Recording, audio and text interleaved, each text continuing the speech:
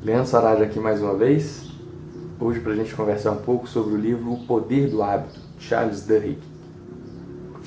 Esse aqui é um livro que, apesar de grande, muito simples de ler, muito rápido de ler, muito fácil. A tradução dele ficou fantástica, o português está impecável e tá muito bom de ler, muito agradável. A estrutura com que o livro foi feito deixou a leitura dele muito fácil e agradável, né? Charles Duhigg, que escreveu esse livro aqui a partir de um hábito que ele tinha e queria mudar, e a gente vai falar dele daqui a pouco. O livro vai ensinar como é que a gente identifica um hábito, como é que a gente pode modificar um hábito que a gente tem, explica por que a gente faz as nossas determinadas coisas e explica a estrutura do hábito, o que está por trás do hábito, por que a gente faz o que faz, em busca de que a gente está. O livro foi dividido em três grandes partes, que é analisar os hábitos dos indivíduos, a parte 2 sobre os hábitos das organizações que se deram bem, que foram bem-sucedidos por identificar alguns hábitos e saberem usar eles a favor delas, e os hábitos da sociedade, das decisões que foram tomadas, enfim. Nesses trechos ele analisa diversas pessoas, ele analisa diversas corporações, inclusive atitudes da sociedade em si, como por exemplo, analisa o Michael Phelps, analisa alguns times de futebol, analisa a Alcoa, analisa como organização Starbucks. E um dos pontos altos que eu gostei do livro, eu vou comentar dele depois, é das grandes corporações, como é que elas identificam e sabem o que você quer antes que você mesmo saiba. Como é que elas tiram uma grande vantagem disso. Mas a explicação que é mais importante, que a gente vai atrás, que é sobre como mudar os hábitos, tá aí, ele conseguiu resumir isso em talvez 5 ou 6 páginas, né? E é sobre isso que eu gostaria de falar. Mas antes de falar sobre como que a gente pode modificar os hábitos, a gente tem que entender como é que funciona a estrutura dos hábitos. O hábito ele tem uma estrutura triangular. Ele acontece a partir de um gatilho que a gente desperta, e a gente vai falar sobre como que se desperta esse gatilho. A partir desse gatilho despertado, você pratica uma rotina, que é o que você está acostumado a fazer, e depois dessa rotina, a gente recebe uma recompensa. Então, funciona assim. E quando eu falo que recebe recompensa, pode ser coisa boa ou ruim, como por exemplo, eu citei o caso do cigarro. É uma rotina ruim, mas por exemplo, tem a rotina de escovar os dentes, é uma rotina boa. Então, a ideia é essa, você algo desperta um gatilho, você pratica a rotina e a partir daí recebe uma recompensa. E aí forma-se o loop do hábito. Bem, como você modifica um hábito? Você identifica ele primeiro e muda-se por recompensa, isola o gatilho, identifica a rotina, que é a parte mais fácil, e traça um plano. A gente vai falar sobre como é que ele definiu isso. E eu vou usar o exemplo dele. Charles Duhigg, ele traçou um modelo de 4 passos para você identificar a sua rotina e a partir daí poder mudar o seu hábito. E esses 4 passos são o seguinte. Primeiro, você identifica a rotina. Segundo, você testa recompensas diferentes. Terceiro, você isola a deixa. E o quarto passo, identificado tudo, você traça um plano. Bem, então, o primeiro passo, identificar a rotina, é o mais fácil. O que você está acostumado a fazer? No caso dele, ele estava acostumado a comer um biscoito de chocolate. Ele dava determinada hora no serviço dele, ele descia para a cafeteria e comia um biscoito de chocolate. Ele começou a engordar e ele queria mudar esse hábito. Mas afinal de contas, por que ele fazia isso? Identificada a rotina, então, o que ele faz? Ele vai atrás das recompensas, então ele vai mudar essas recompensas. Identificada então essa rotina, ele tinha que se perguntar o seguinte, por que ele fazia isso? O que era o impulso que levava ele? Será que é fome? Será que é o cansaço? Será que ele estava querendo mudar de ambiente? E em busca de que ele estava? Será que ele estava em busca do pico de glicose? Será que ele estava em busca de socializar, de respirar um ar diferente?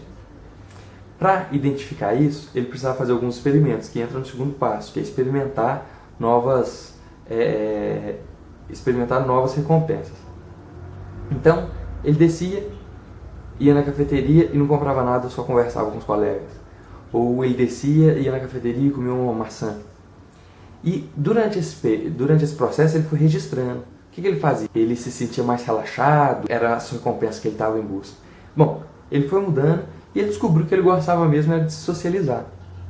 Então ele identificou que a recompensa dele não era o biscoito de chocolate em si, não tinha nada a ver. Ele não tinha fome, ele não queria o açúcar, ele queria era socializar, ele queria conversar com alguém e isso estava de bom tamanho para ele. Identificado então a rotina, que era sair, parar de fazer o que ele estava fazendo, e a recompensa, que era socializar, ele agora tinha que entender o que provocava nele esse impulso, o que provocava nele o impulso que dava vontade nele de ir lá comer o biscoito de chocolate. Ele então registrou e descobriu-se que existem 5 maneiras de ativar esse gatilho. É o lugar, a hora, o estado emocional, as pessoas que estão à sua volta e uma ação imediatamente anterior ao impulso que você sentiu. Então ele também resolveu registrar isso. Na hora que dava nele a vontade de ir na cafeteria comer, ele anotava lugar, onde que ele estava, a hora, quantas horas era, o estado emocional dele, o que ele estava sentindo no momento. O quarto ponto, que eram as pessoas, quem estava em volta dele. E o quinto, o que ele tinha acabado de fazer antes disso. Bom, fazendo esse experimento algumas vezes, ele conseguiu traçar um padrão em uma dessas determinadas áreas. E ele percebeu que era o horário.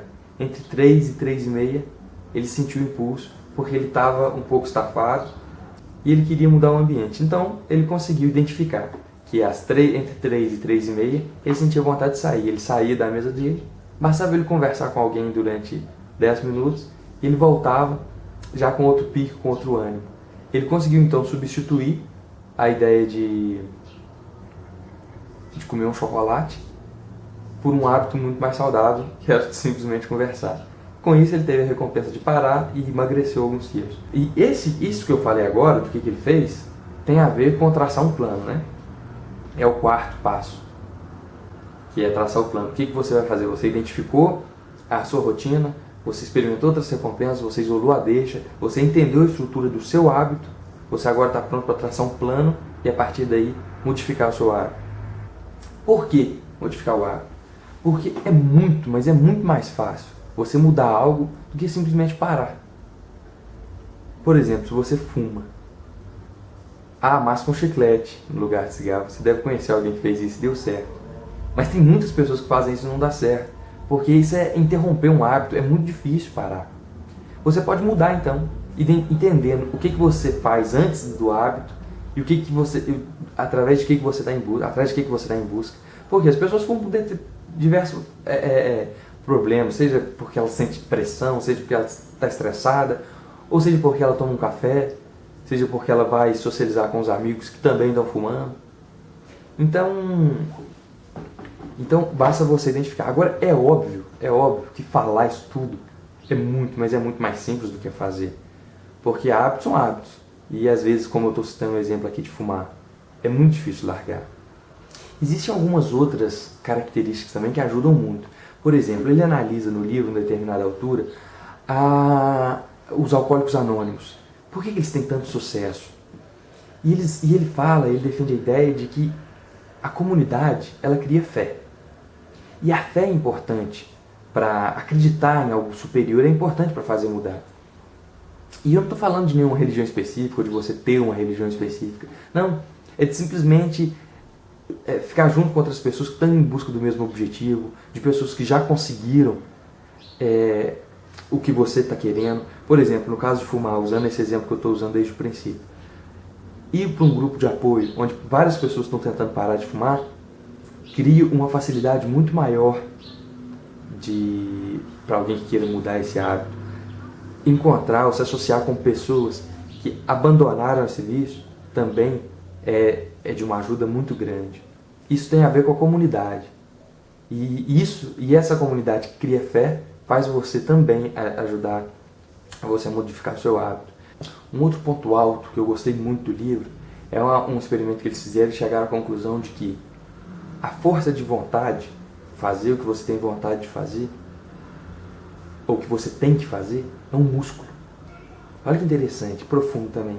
Dá para você exercitar esse músculo. E como é que eles perceberam isso? No livro tem vários experimentos que eles fizeram, mas a ideia é a seguinte: você faz uma coisa que exerce muito sua força de vontade. Se você tiver que fazer uma coisa imediatamente depois dessa, que também exige força de vontade, ou você vai fazer mal feito, ou você não vai fazer. Por quê? Porque você já gastou ela, como se você tivesse cansado sua força de vontade. Agora, o lado bom é que tem jeito de exercitar a força de vontade. É o que eles falam da zona de conforto, né? Tem muito a ver. Você amplia sua zona de conforto, você vai fazer mais coisas que você não estava acostumado a fazer. E é interessante como é que isso expande para várias áreas da sua vida. Por exemplo, uma pessoa que exerce a força de vontade de acordar de manhã para correr. É percebido que essa pessoa se dá melhor no relacionamento, ela se dá melhor nas finanças, ela consegue juntar mais dinheiro, ela consegue controlar melhor os gastos dela, ela consegue se dar bem na escola, nos estudos. E eu não estou falando que correr provoca isso não, provoca também, mas eu estou citando o hábito. A pessoa não tem esse hábito, cria essa força de vontade. Por quê? Porque você muda a maneira como você pensa. Você muda o que é difícil para você, deixa de ser tão difícil assim. Então você começa a ampliar a sua zona de conforto e começa a fazer mais coisas, ser mais produtivo. E isso ajuda em várias partes da sua vida, em vários aspectos da sua vida. Bem, um outro ponto alto que eu gostei também, isso não tem muito a ver com a aplicação pessoal, mas é que na hora que ele está analisando as grandes corporações, ele fala de como é que as empresas sabem o que você quer antes de você mesmo. Isso mostra um pouco como é que a gente se torna um joguete na mão dessas grandes empresas, né? Por quê? Através dos seus hábitos de consumo, através do que você costuma comprar, que está registrado no seu cartão fidelidade, que você deve conhecer, o que você compra, que determinada época do ano que você compra, eles conseguem traçar um perfil e conseguem ou mandar ofertas para você, para o seu e-mail, de coisas que você vai precisar. Ele cita aqui o exemplo das mães, né? Grávidas, pessoas que começavam a comprar determinados tipos de produto em determinada loja, eles identificavam que ela estava grávida por aqueles hábitos e começavam a mandar ofertas, seja para coisas para bebê, para carrinho de bebê, para fralda, que a mãe precisa, ou para comida porque a mãe quer. E eles perceberam um aumento violento nas vendas por causa disso. Esse é um ponto alto que as organizações tiram proveito. E é até legal, né, que elas usem isso muito bem. É legal espalhar riqueza por aí. Mas a ideia é essa, como é que a gente fica assim um pouco marionete na mão dessas empresas. Eu gostei disso, para mim ampliou muito o horizonte. Uma outra estrutura que eu gostei demais desse livro foi a forma como ele foi escrito. Como é que o autor conseguiu intercalar as histórias, né? Por exemplo, ele começava a analisar determinado ponto A. E na hora que chegava no meio da análise, ele mudava para o ponto B. Eu conheço muito isso de livro de ficção. Isso é muito comum em livro de ficção. Cria na gente uma vontade de continuar lendo. E talvez seja por isso que é tão fácil de ler ele, e tão agradável de ler, a gente lê tão rápido. Talvez seja por isso, né? Ele intercalava essas análises e a gente ficava curioso, né? Metade do ponto A, começava o ponto B, você queria continuar sabendo o que estava no ponto A, então você lê, chegava na metade do ponto B, ele voltava para o ponto A. Isso é muito interessante. Aqui no Brasil, ele foi colocado como livro de autoajuda, acho que não teve muito a ver, mas tudo bem, né? Livro de autoajuda e é isso aí. É isso aí, pessoal. Espero que vocês tenham gostado, tá? Se sim, coloca aí um like. Se não gostou, coloca um dislike também. Eu gosto muito que você participe. Se gostou muito, deixa um comentário, que eu faço esforço para ler todos e responder todos também. Muito obrigado por ter assistido até aí. Tudo de bom.